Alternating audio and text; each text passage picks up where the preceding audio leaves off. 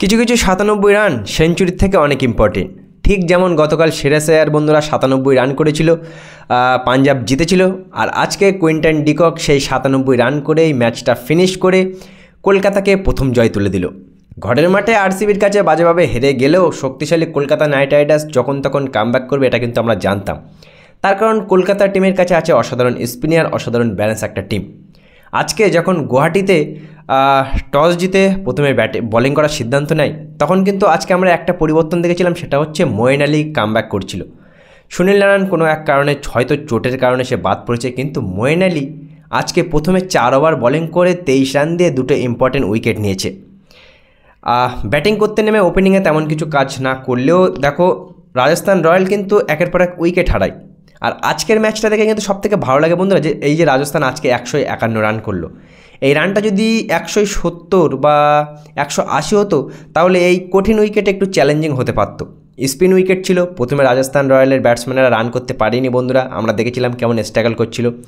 বরুণ চক্রবর্তী, তারপরে সুনীল, মঈন আলীর বল কিন্তু তারা খেলতে পারছিল না রাজস্থানের বলাররা।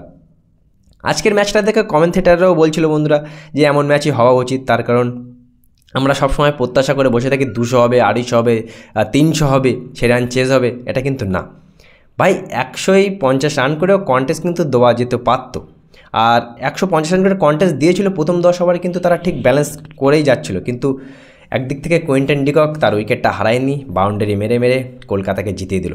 ভালো লাগলো, কারণ কলকাতার টিম শক্তিশালী একটা টিম। রাজস্থান রয়্যাল তাদের পরপর 2টো ম্যাচ হেরে গিয়েছে, আর কলকাতা নাইট রাইডার্স তারা জয়ে ফিরেছে। প্রত্যাশা এটাই ছিল। রাহানে অ্যাজ এ ক্যাপ্টেন প্রথম ম্যাচ, সেকেন্ড ম্যাচ তার আজকে, রাহানে অসাধারণ ক্যাপ্টেন্সি করেছে।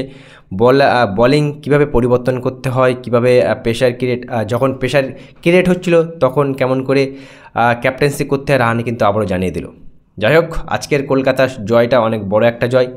কুইন্টন ডিককের ৯৭ রান, জাস্ট 3 রানের জন্য সেঞ্চুরি করতে পারেনি, এখনও ওভার বাকি ছিল, হয়তো আর 10 রান বাকি থাকলে সেঞ্চুরিও করে দিতে পারতো। কিন্তু কলকাতা ফ্যানরা মোটেই আফসোস করবে না এই ৯৭ রানের, তার কারণ কলকাতা ম্যাচটা জিতেছে, তাদের প্রথম জয়টা তারা তুলে নিয়েছে এবারের আইপিএলে। কী বলবে বন্ধুরা, মতামত কমেন্ট সেকশনে অবশ্যই জানিও। দেখা হচ্ছে পরবর্তী ভিডিওতে।